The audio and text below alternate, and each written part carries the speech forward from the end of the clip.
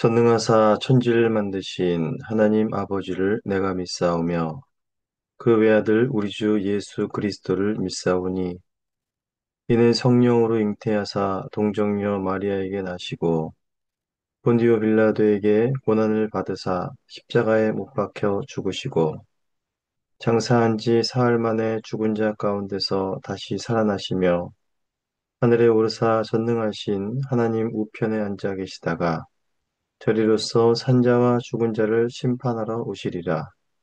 성령을 믿사오며 거룩한 공예와 성도가 서로 교통하는 것과 죄를 사하여 주시는 것과 몸이 다시 사는 것과 영원히 사는 것을 믿사옵나이다. 아멘. 오늘 저는 찬송하시겠습니다. 찬송가 270장,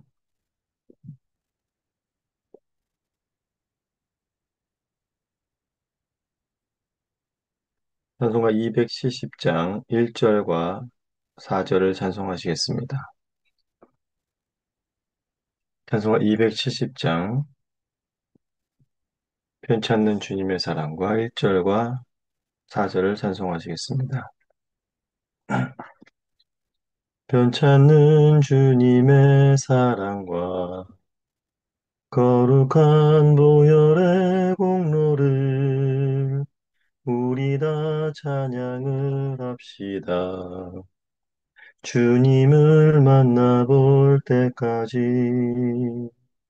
예수는 우리를 깨끗게 하시는 주시니 그의 피 우리를 눈보다 더 희게 하셨네.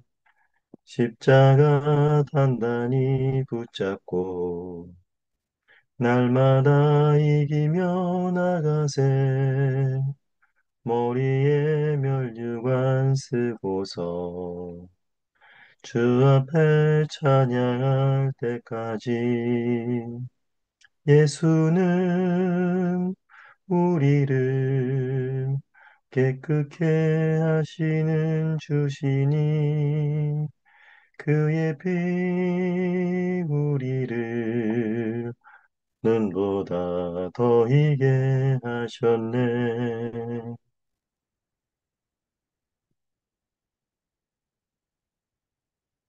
기도하겠습니다. 하나님 아버지 감사합니다. 오늘도 우리를 찾아오셔서 우리의 심령을 깨우시고 우리의 두 눈을 뜨게 하시며 우리가 주님을 바라볼 수 있는 은혜를 주시니 감사합니다. 오늘도 주님의 말씀, 역대하 말씀을 묵상합니다. 이 말씀을 깨달을 만한 지혜와 실력이 또한 저에게 없습니다. 성령께서 친히 깨닫게 하여 주시옵고 살아있는 이 말씀이 우리의 삶을 온전히 다스림을 기뻐하는 심령 되게 하여 주시옵소서. 감사합니다. 예수님의 이름으로 기도합니다. 아멘. 오늘의 말씀은 역대하 16장 1절에서 14절까지의 말씀입니다. 말씀을 봉독하겠습니다. 아사왕 제36년에 이스라엘 왕 바하사가 유다를 치러 올라와서 라마를 건축하여 사람을 유다 왕 아사에게 왕래하지 못하게 하려 한지라. 아사가 여호와의 전 곳간과 왕궁 곳간에 은금을 내어다가 다메섹에 사는 사람 아사는 아람 왕 벤하닷에게 보내어 이르되 내 아버지와 당신의 아버지 사이에서와 같이 나와 당신 사이에서 약조하자.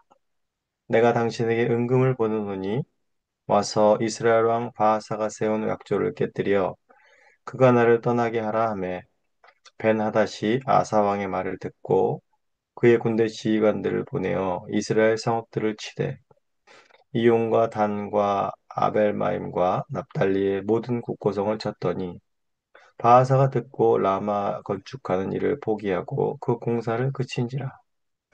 아사 왕이 온 유다 무리를 거느리고 바하사가 라마를 건축하던 돌과 제목을 운반하여다가 게바와 미스바를 건축하였더라. 그때의 선견자 하나니가 유다 왕 아사에게 나와 그에게 이르되 왕이 아람 왕을 의지하고 왕의 하나님 여호와를 의지하지 아니하였으므로 아람 왕의 군대가 왕의 손에서 벗어났나이다. 구스 사람과 룹 사람의 군대가 크지 아니하며 말과 병거와 힘이 많지 아니하더이까. 그러나 왕이 여호와를 의지하였으므로 여호와께서 왕의 손에 넘기셨나이다.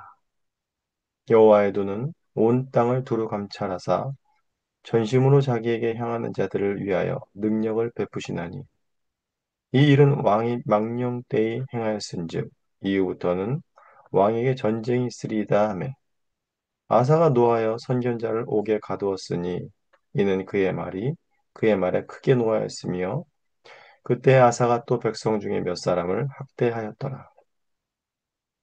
아사의 처음부터 끝까지 행적은 유다와 이스라엘 열왕기에 기록되니라.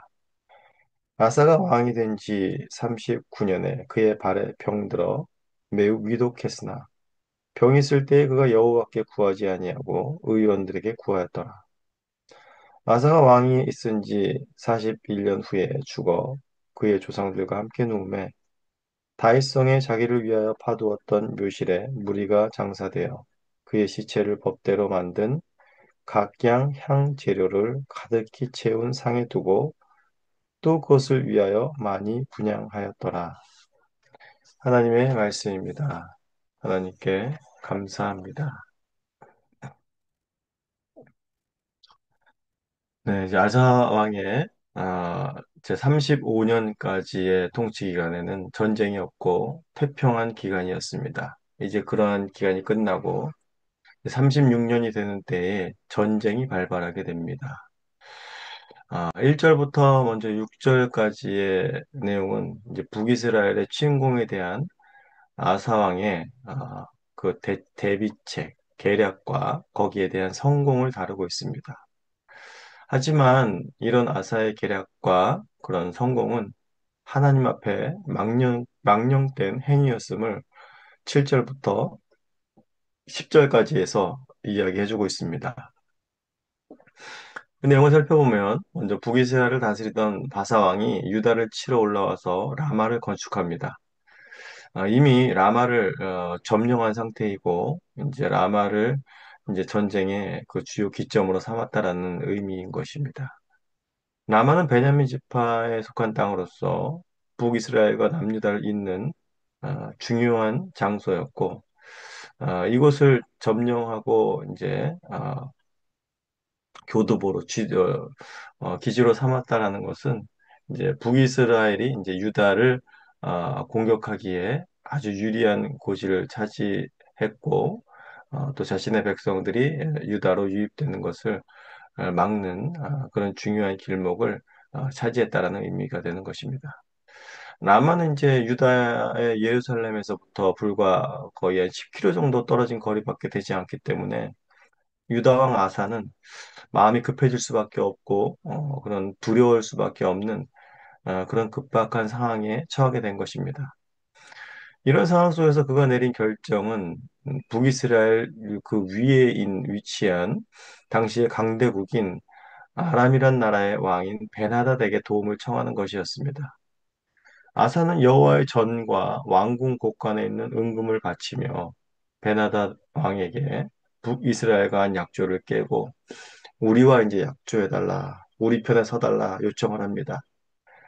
이에 베나닷은 그 요구를 받아들이고 북이스라엘의 북쪽 진영을 치기 시작합니다. 아무래도 북이스라엘이 남유다를 치려고 군사력을 남쪽에 집중시켰기 때문에 베나닷은 북쪽 진영을 치면서 북이스라엘을 쉽게 공격한 것으로 보입니다. 이러한 계략이 잘 맞아들어서 이제 바하사가 라마를 건축하는 일을 그치고 돌아가게 되는 것이죠. 이에 아사 왕은 온 유다 무리를 거느리고 바하사가 건축하던 돌과 제목들을 운반하여서 게바와 미스바를 건축하게 됩니다. 게바는 이제 예루살렘 북서쪽에서 10km 정도 떨어져 있고 미스바는 예루살렘의 북동쪽으로 13km 정도 떨어져 있는 곳에 있는데 이곳에 건축한 것은 바로 아사 왕은 북쪽의 또 침략을 대비하기 위해서 국경선을 강화시키는 그러한 이제 나라의 국경을 방비하는 그러한 작업들을 한 것입니다.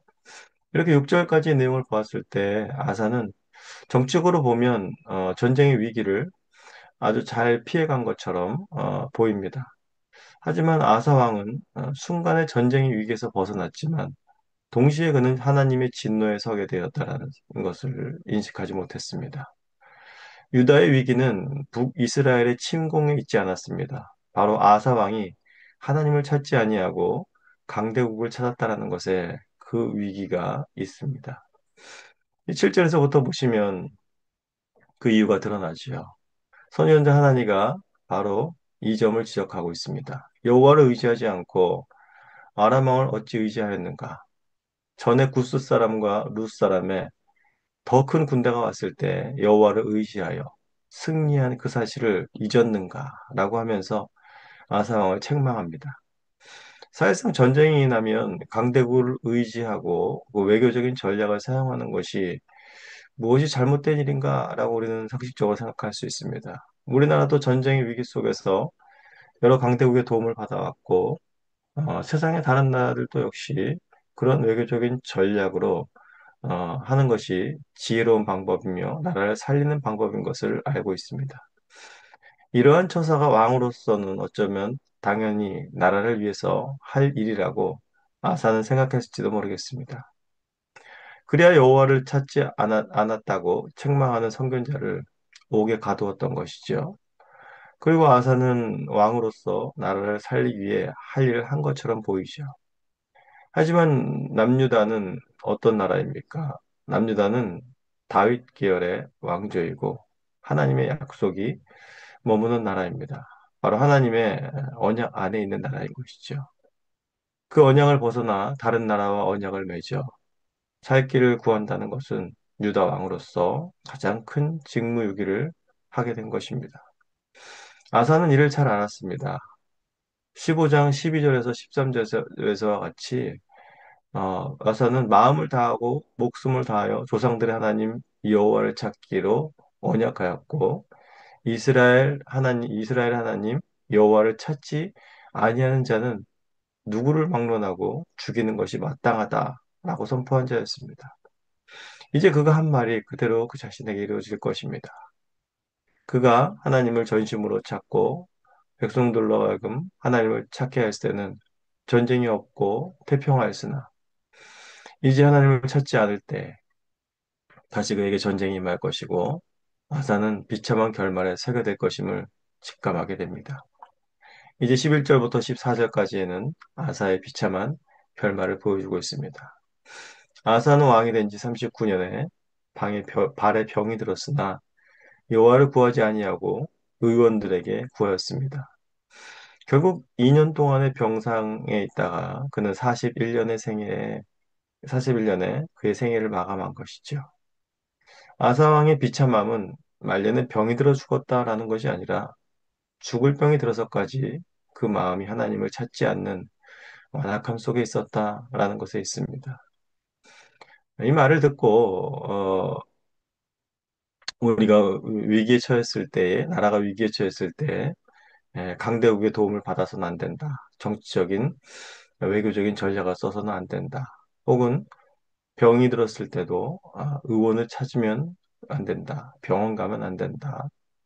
뭐 이런 식으로 치달아서 뭐 기도로 병을 고친다거나 뭐 이런 쪽에 극단으로는 나아가지 않아야겠습니다. 오늘 본문에서 말하고자 하는 것은 바로 찾지 않는 심령이 여호와를 찾는 심령이 얼마나 복된 것인지를 전반절에서 아사를 통해서 보여준 것이고 여호와를 찾지 않는 심령이 얼마나 비참한 것인가를 또한 동시에 아사 왕을 통해서 보여주고 있는 것입니다. 이스라엘의 왕을 세우심은 하나님께서 정치적, 군사적 또는 외교적으로 유능한 자를 찾아 세운 것이 아니었습니다. 이스라엘의 왕을 세운 자격은 거기는 하나도 없었죠. 신명기 17장에 보시면 10장 18절에 보시면 왕이 오르거든 그 왕은 율법서의 등사본을 레위 사람 제사장 앞에서 책에 기록하여 평생 자기 옆에 두고 읽어 그의 하나님 여호와 경외하기를 배우며 이 율법의 모든 말과 규례를 지켜 행할 것이며 그리하면 그의 마음이 그의 형제 위에 교만하지 아니하고 이 명령에서 떠나 좌로나 우로나 치우치지 아니하리니 이스라엘의 종에서 그와 그의 자손이 왕위에 있는 날이 장구하리라 라고 말씀했습니다. 이스라엘 왕에게 가장 중요한 것은 여호와 경외하기를 배우는 것입니다. 이 율법의 말씀에서 좌로나 우로나 치우치지 아니하는 것이었습니다. 그렇게 전반기에 그렇게 살았던 아사 왕이 어떻게 이렇게 하나님의 말씀을 떠나 좌로나 우로나 치우치는 인생을 살 수 있을까? 우리는 의아해할 수 있습니다. 하지만 사람이 변하지 않는 한결같은 마음을 갖는다는 것은 사실상 불가능합니다. 부패한 성정은 늘 요동치며 흔들리게 마련인 것이지요. 아사가 어찌 그리 마음이 변했는지에 대한 추측들은 많이 해볼 수 있을 것입니다. 하지만 그것보다 더 중요한 것은 아사를 대하시는 유담 하나님의 나라를 대하시는 하나님의 마음은 변하지 않는다는 사실입니다. 아사가 하나님을 찾을 때에도 하나님은 아사와 함께 하셨습니다. 그런데 놀라운 것은 아사가 하나님을 찾지 않을 때도 하나님은 선교자 하나니를 통해서 아사를 찾으셨습니다. 선교자 하나니의 이름의 뜻은 자비, 긍휼 이런 의미입니다. 하나니를 보낸 하나님의 마음 역시 아사를 향한 자비와 긍휼의 마음이었고 유다를 향한 자비와 긍휼의 마음이 변하지 않고 있다는 사실을 계속해서 보여주고 있는 것 아니겠습니까? 속히 다시 하나님께로 돌아와 하나님의 능력 안에서 평안을 누리게 하기 위한 하나님의 마음이 아사를 통해 잘 나타나고 있는 것입니다. 아사가 아무리 악을 행해도 하나님을 찾을 수 있는 길이 있습니다. 역대하 7장에 보시면 역대하 7장에 보시면 하나님께서 솔로몬에게 무엇라 약속하셨습니까? 13절에 보시면 혹 내가 하늘을 닫고 비를 내리지 아니하거나 혹 메뚜기들에게 토산을 먹게 하거나 혹 전염병이 내 백성 가운데 유행할 때에 내 이름으로 일컫는 내 백성이 그들의 악한 길에서 떠나 스스로 낮추고 기도하여 내 얼굴을 찾으면 내가 하늘에서 듣고 그들의 죄를 사하고 그들의 땅을 고칠지라. 이제 이곳에서 하는 기도에 내가 눈을 들고 귀를 기울이리니 이는 내가 이미 이 성전을 택하고 거룩하게 하여 내 이름을 여기에 영원히 있게 하였습니다. 내 눈과 내 마음이 항상 여기 있으리라. 내가 만일 내 앞에서 행하기를 내 아버지 다윗이 행한 것과 같이 하여 내가 내게 명령한 모든 것을 행하여 내 율법과 법규를 지키면 내가 내 나라 왕위를 견고하게 하되 전에 내가 내 아버지 다윗과 언약하기를 이스라엘 다스릴 자가 내게서 끊이지 아니하리라 한 대로 하리라. 네, 무슨 말씀을 하고 있습니까? 하나님의 마음은 어떤 것이라는 것입니까? 바로 하나님께 돌아오라는 것입니다. 죄인이 하나님을 찾을 수가 있습니까? 그의 거룩한 이름을 부를 수나 있습니까? 하지만 하나님께서 이런 약속을 하셨다라는 것입니다. 언제든지 어떠한 죄를 지었든지 내게 나를 찾고 나를 부르라는 것이지요. 다시 하나님의 율법의 말씀으로 돌아오라는 것이지요. 이것이 얼마나 하나님의 백성들에게 주어진 놀라운 특권인지를 오늘 본문을 통해서 보여주고 있습니다. 우린 이 아침에도 가장 먼저 일어나 하나님을 찾았습니다. 그리고 말씀 속에서, 기도 속에서 하나님을 만납니다. 이것이 얼마나 우리에게 주어진 큰 특권인지를 우리는 알아야 하겠습니다. 내가 하나님을 찾기 전에 그분께서 먼저 나를 찾으셨다라는 사실을 잊지 말아야겠습니다. 밤새 나를 지키시며 또한 깨우시고 나를 만나기 원하시는 하나님의 은혜와 사랑으로 말미암아 오늘 하루도 감사와 찬송이 넘치시는 복된 하루 되시기를 간절히 소원합니다. 함께 주님께서 가르쳐 주신 기도를 올리겠습니다. 하늘에 계신 우리 아버지여, 이름이 거룩히 여김을 받으시오며, 나라가 임하시오며, 뜻이 하늘에서 이루어진 것 같이 땅에서도 이루어지이다. 오늘 우리에게 일용할 양식을 주시옵고, 우리가 우리에게 죄 지은 자를 사하여 준 것 같이 우리의 죄를 사하여 주시옵고, 우리를 시험에 들게 하지 마시옵고, 다만 악에서 구하시옵소서. 나라와 권세와 영광이 아버지께 영원히 있사옵나이다. 아멘.